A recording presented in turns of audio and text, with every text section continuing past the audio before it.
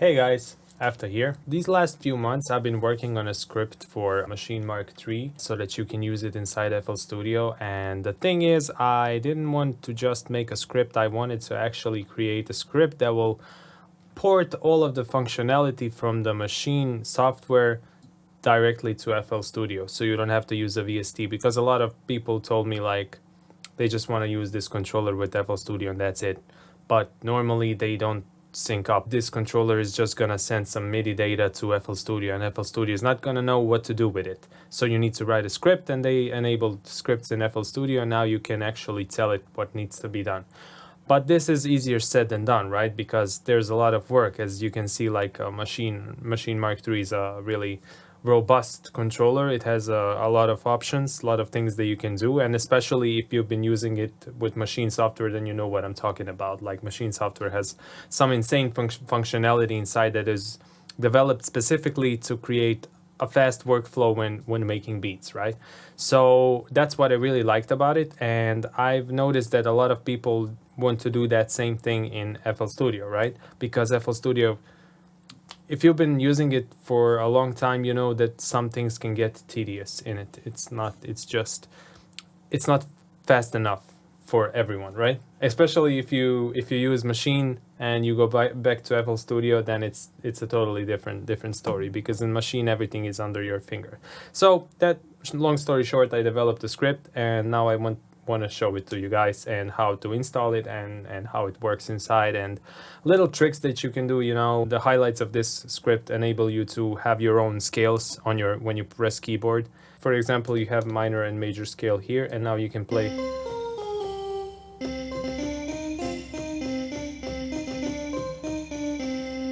And you can play in a minor scale, or if you want to, you can switch it to a major. Now you can play in major. You can also shift your sound by octaves. So it's really handy to have something like that, right? Or you can just shift it with semitones, and notice that it's gonna show you, I don't know if you can see it, move this thing over here so you can actually see what's going on. So when I press this semitone, it's gonna change the root note for, so now we're in C. So for example, if your song is in G, you can just switch it right here and have your song in G, or you can tune it to whatever your song is in, right? So that's pretty useful, because obviously not all songs will be tuned to C, right? So this script needed a thing like that, so you can switch it up and down. So that's one thing. The best thing that I think about this script that not even Maschine software itself supports is custom chord sets, right? So in Maschine you can use chords, and when we press chords you get a blue color here. You have a chord just by pressing a button, and the best thing is that this octave things and semitone things, they work with chords as well, so you can shift your chord, for example, to be in G. Just keep in mind that not all of the chords will be in G, but the scale that these chords are in will stay in G, if that makes sense. So, and you also have, just like you have different scales on different groups, you can switch it here. You can switch to the next group, and it has a different set of chords, right? And the best thing about this is that you can actually create custom chord sets yourself. So not everyone is the same. I don't like the same chords that someone else does and stuff like that. So you can actually create a chord set to use most often, right? Let me just go back and show you how to install this script. I'll include the GitHub link in the description. When you download these files, you can show them in Explorer here. So you're gonna have 3 files to download from GitHub.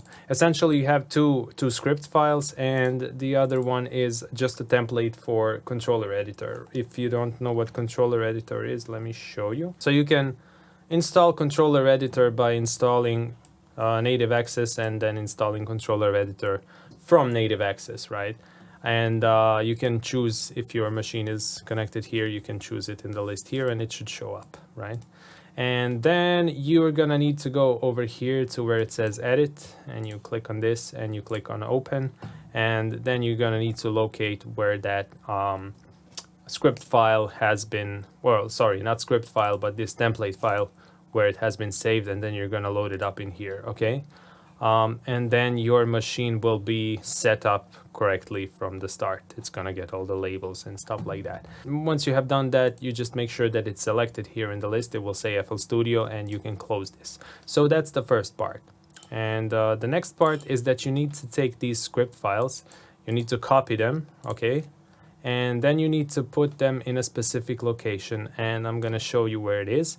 I have it already here in my quick access, but I'm gonna show you the path on Windows where it's located. I don't know where the path on Mac is, but it's the same path for any other script. So just try to research where do you put scripts if you have a Mac and if you want to use it with a Mac, right? This is the path that it would normally save them in. So as you can see, I have a couple of folders here. You just need to create a folder just like this and go to a folder, type whatever you want inside.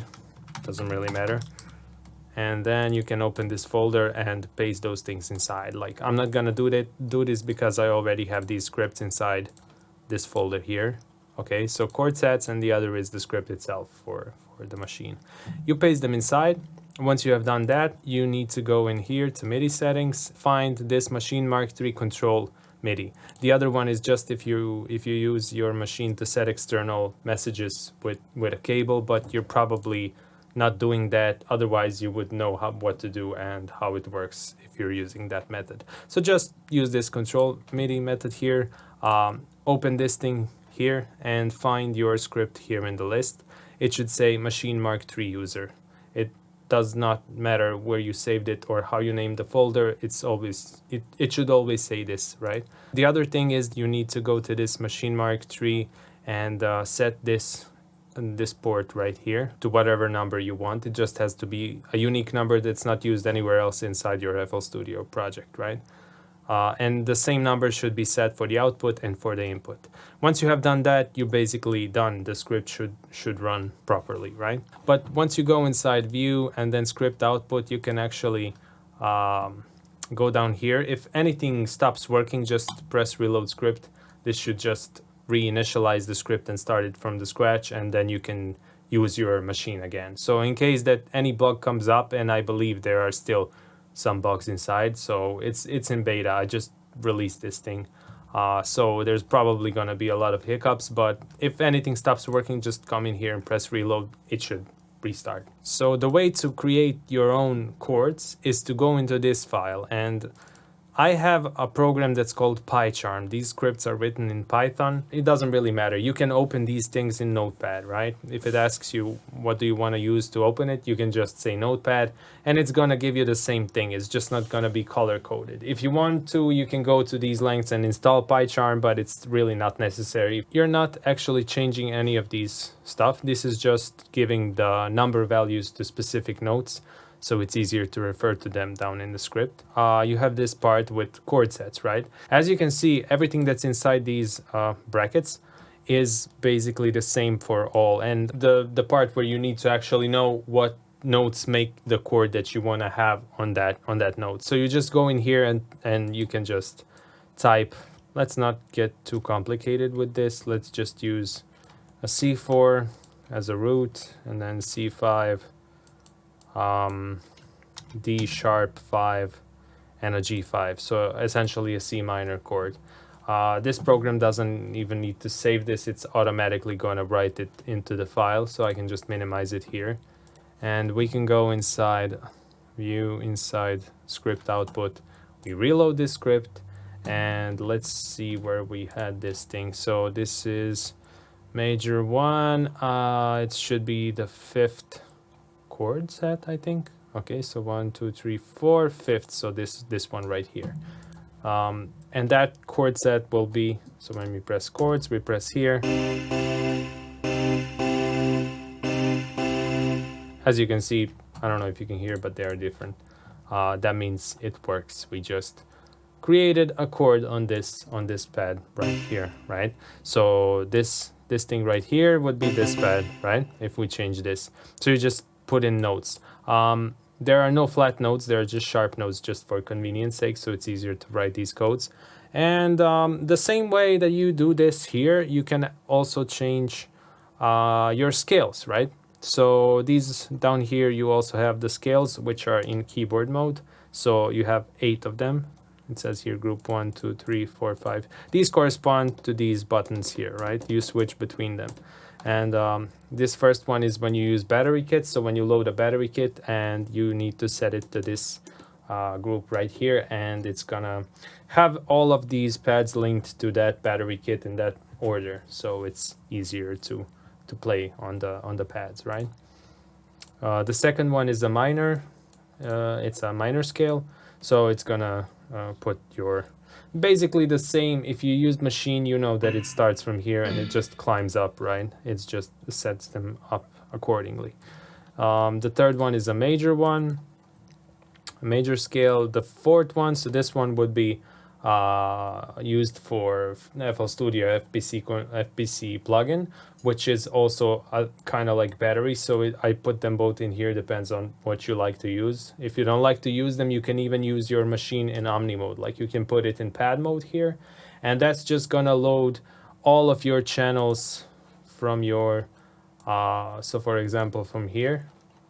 Wait, let me just open a script. I have some script testing project here that I'm gonna open now. It's just gonna take a time. So what's happening here is that actually that it's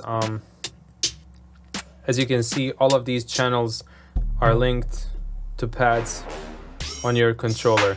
So what you can do is actually you don't even need to use battery or FPC. That was what I wanted to say. Like you can just drop your samples directly into your project if that's how you like to work, and just trigger them from here.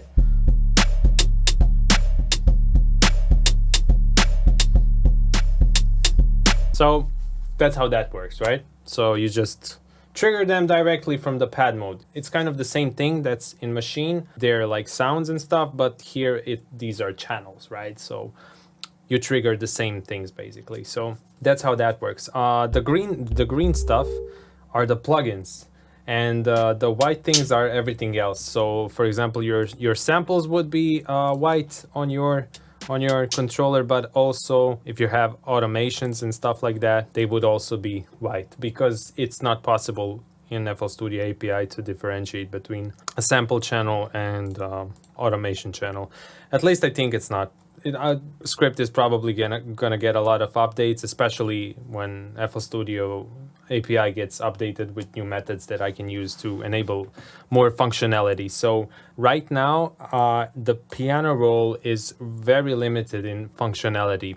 When I say very limited, it means that you cannot do anything inside it. For example, I would really love to be able to quantize these notes, but as of right now, there are no methods in FL Studio API that enable that, so I couldn't enable this functionality, which would be really, really handy. You also have a step sequencer in here. So if we open our channel here, you can see that you can do this now. You can put in notes like this, right? And we can actually switch our thing to pattern mode with restart here, and we can play this. And now you can select another channel. I need to find where my kick is. I don't remember. Right here, like this. Select another channel. I don't remember where my hi-hats were, but we can do like this. This is not a hi-hat, sorry. Is this a hi-hat? No. Where the fuck? Okay, let's put a crash. This is not bad as well.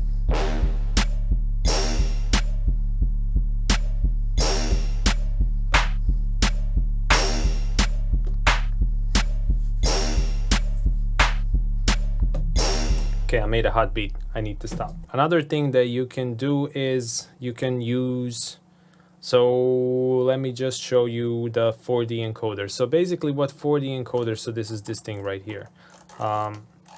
When channel rec is selected, it will scroll between channels.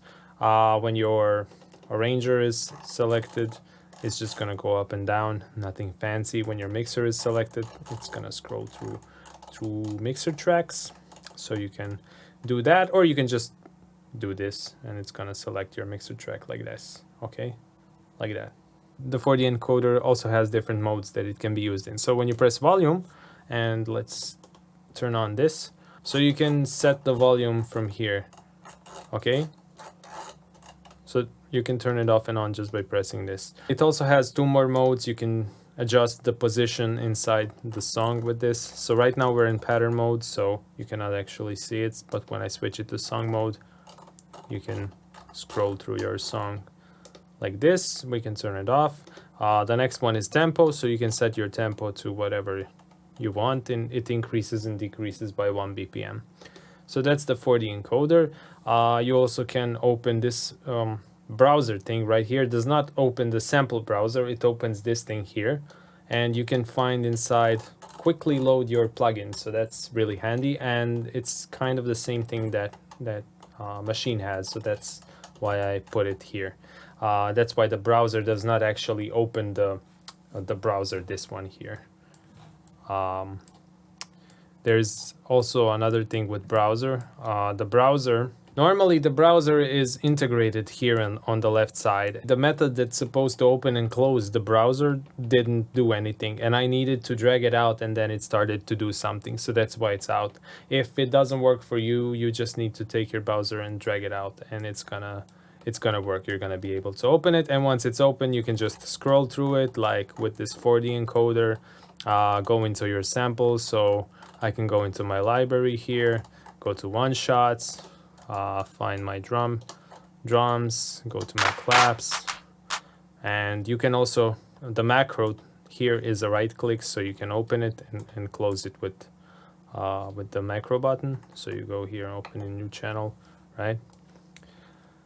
So it opens when you press pad mode. You go here, this is the sample that we just opened. Let me just show you how this works so you get an idea. So let's say we want another clap for whatever reason, open a new channel, and it just appears here. So this is our new clap. As you can see, it's a much faster workflow because everything is under your fingers. You can just find whatever you need, right? So that's that. The buttons mixer, they work as you would expect them to work. Arranger is the playlist. This channel thing is the channel rack. Plugin instance will open whatever is currently selected. So for example, this one right here, if you press plugin instance, it's gonna open this thing. If we scroll down to the second channel and then we press it again, it would open that one, right? The 2 arrows, they just open another section of where you can actually, these buttons can be adjusted to whatever you want. Like you can just come here, press link to controller, and then you can just link this to whatever you can link this to right here. Okay, so when I press file, it opens a menu. It opens a menu for whatever window is currently in focus, right? So it's gonna open and close it. The settings button, it opens the MIDI settings here, and the macro, like I said, it's like a right click, but it also opens menus, right? Your touch strip is doing basically the same thing, like this swing position where you move this. So you can just quickly scroll through your song with just touching this. You can also turn the touch strip into a pitch bending thing. So when we go here,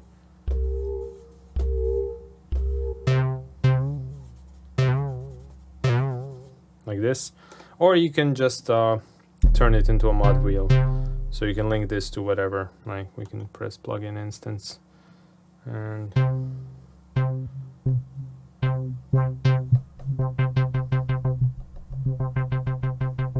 this perform button right here. I didn't have something that I can do with a touch strip that would make sense. So what I created instead is another useful thing. So when I, for example, we can open channel rack. Let's find something. I don't know.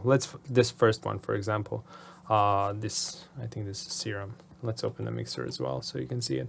So let's select, I don't know, 21. And now when we press perform, it's gonna link this channel to whatever mixer track we selected. So when I press this, it's gonna automatically link that channel over there. And you can also select your channel just by tapping here. So you can say, okay, this thing, I want to link this to 22, perform. Like, how fast was that? When you press that, it's already there. It's linked, so you don't have to go inside here and then inside here and just go, I want to link it to this one, to this. No, tap, tap, tap. That's it, okay? The perform, basically, it links whatever channel is selected to whatever mixer track is selected. Notes thing, just open notes, right? So you can put notes about your project. I didn't have something to do with it, so that's what I made. Might change in the future depending on if I get something more useful out of it, because that's the idea, right? To create something useful, not just put a bunch of shit in the script and just say, here you go. Like, no, this needs to work, otherwise it doesn't make sense. Like, nobody's gonna use it. The lock button, it actually, when you press it, this thing right here changes. You can snap to none or snap to line depending on how you work, so you can quickly just unlock it here, right? Now the upper part, these buttons here are very interesting. These things here, we already talked about them. You can change the current octave your notes are in, right? Okay, but this thing here is even more interesting because now you can switch presets. You can switch presets either in native FL Studio plugins. So for example, you can switch presets in here and you don't even have to do anything special with it. So let's say you're looking for a nice preset.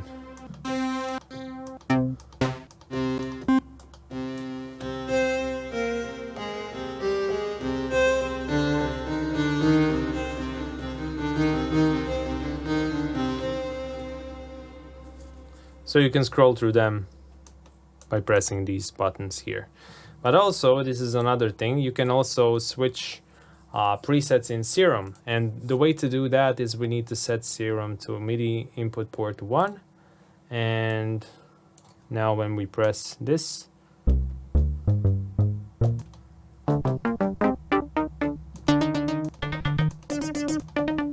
if you're wondering how this works, there's a thing that you need to do. It's probably not going to work for you unless you change something. You need to find a serum.cfg file. Yeah, it should be in this folder. So here you go. You can just look into this folder and there should be a serum. They changed it. It was a CFG file, but now it's using a JSON file basically. So you open it with Notepad, just like any other programming thing, whatever.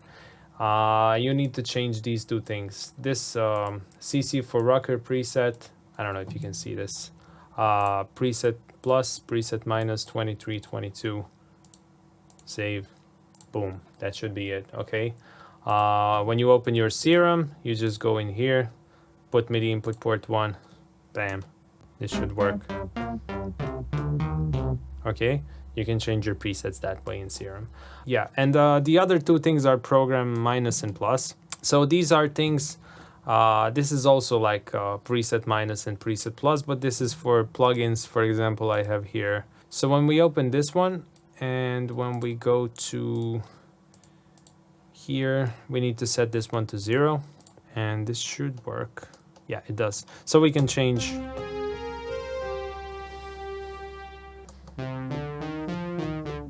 Some plugins, they need, these are called program control messages. So this is what these buttons are doing. These are actually sending program control messages to plugins that have input port 0. I think it's only for plugin that is currently selected. So the plugin that is currently selected needs to have an input port 0 and then you can switch between presets inside. The encoder part right here, these things are used, the left part is basically used for mixer and the right part is used for channel rack. So this thing here, it selects the mixer track. The second one controls the volume of the mixer. So we can put it down and up and it should snap to the default value. Pan controls the panning of that track, so you can quickly set it up like that. It also snaps to the center value, and stereo separation controls stereo separation of the selected track. So you can set it right here. Wait, let me go inside channel rack. So these things here, the first one selects your channel. So you scroll up and down, it selects whatever channel you want, and it also tells you what channel is selected. All of these things, actually, all of these encoders, they tell you the value up here. So you can just read what is currently set to, right? The channel volume is not the same, so we have two ways of controlling channel volume. So when you press volume here and move this, this thing here is gonna move. But when you control channel volume through this, as you can see, this thing here does not move right now. But when we open this and go to here, as you can see, this thing moves. So this knob right here is used for when you want to control volume without affecting this one for whatever reason, right? So you can create automations and stuff like that with this little encoder here. This is actually Mod X. What I wanted to do is have a knob that would control filter right away. I found out that FL Studio has these Mod X and Mod Y that control cutoff and resonance most of the time, but I noticed some weird behavior when I use it. This. So when I move. Yeah. So as you can see here, it doesn't work. But when we go, for example, here it works.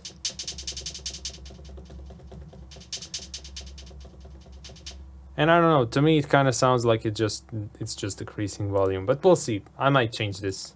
I'm not really sure. I just wanted to create a useful script, right? And all of this might change if I find something that's working better, right? The last encoder here is fixed velocity controller. But I think I can show you with this, with the drums, so you can control the volume basically, right? And before you can use it, you need to enable it here. So when you press this button lights up. It means that the velocity is fixed. It's the same in machine software, so it's just basically copy pasted in here. Let's talk about this section right here. When you press fixed velocity, you turn on fixed velocity. When you press scene, you might have noticed that it just selected a part in my playlist. So when we press it further, it's just gonna select other things based on markers that are in your playlist. Now, markers can be really tedious to use because you have to go in here and you have to press add marker, and then you need to type a name, and then you need to press enter, and then it's gonna give you a marker. But I found a better way to put markers in. You can just scroll through your... So for example, I want to put a marker right here. So I just scroll to this point, I press variation and I press scene, and it adds a marker in there. And now I'm able to do this, to select this part or this part starting with this marker, right? So I can quickly select a part of the song. I can say, okay, this is another part of the song, and I can quickly select it and I can loop it forever, right? The scene button has two functions. One is just selecting stuff, right? Selecting parts of your song. And the other one, so I didn't mention this, but when you press variation, it's like a shift button. The shift doesn't do anything for this script, so I needed this functionality in my script, so I decided that variation button will be used as a shift button. So if you want to access another function of a certain button, you can just press variation and then press this, and it's gonna add. So for example, this button scene, it has a, when you press it, it adds a transition there. Pattern is another useful thing that I added. Let me show you this in action actually. So we can also press variation, and if you press recording, it's gonna activate pre-count, or in this case it deactivated it. So when we press it, and it's gonna count in basically. So now we press record, we press play.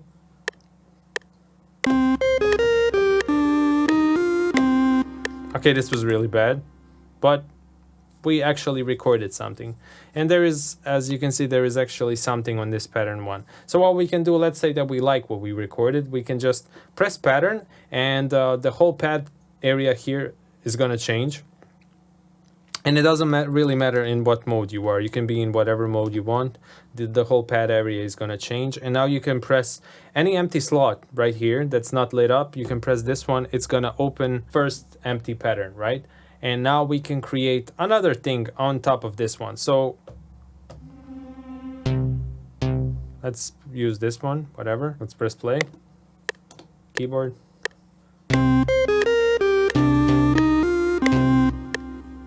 Press stop. See how fast that is?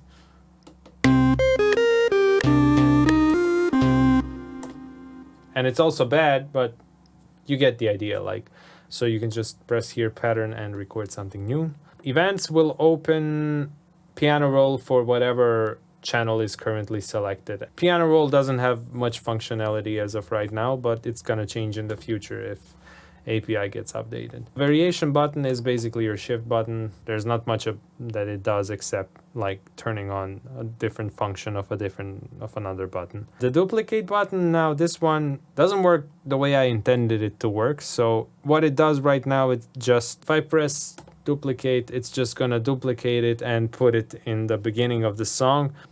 What would happen if I select it like this and B? Yeah, so this is what should happen. Like, yeah, I'm gonna need to play with that and update it. That's what it should do in the end, right? Makes more sense than to have it paste in the beginning, then you have to drag it back. Like, you're never gonna use it probably in the beginning unless you want to make an intro out of it, but it doesn't really matter. I'm gonna change it if I find a way. If we scroll further, I just saw you how the select button works. So we can select that part of the song manually without relying on the markers in the playlist. So we can just select it like this. If you want to deselect it, you just press select once, bam. And then we have these two buttons, these just mute and solo, whatever mixer track is currently selected. So if we select this one, we say mute, it's just gonna mute it, and solo is just gonna solo. I didn't talk about the transport section. As you can see, the LEDs on these buttons, they light up whenever conditions are met for it to light up. So when nothing is playing, the stop button is lit up. If you press play, then the play button is lit up. If you are recording, then the recording button is lit up. If you press follow, follow is your metronome. So this is how you turn on your metronome on and off. It's just gonna light up when it's activated. And the tap button enables you to tap your tempo. The erase button is basically like using the delete button on the keyboard. The restart button switches between the song and the pattern mode. I think I covered the whole script, and that was it. Like, I plan to add more functionality to it. If you guys have any suggestions, feel free to put them in the comment.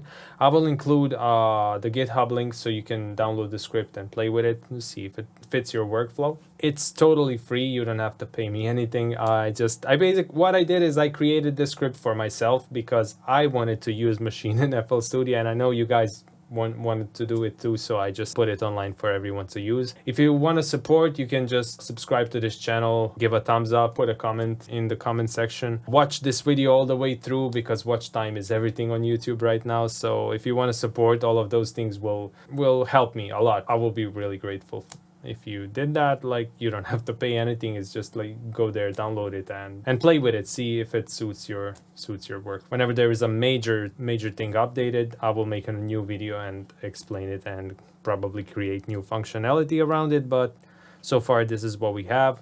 So play with it, test it, let me know how you feel, and see you in another video. Bye.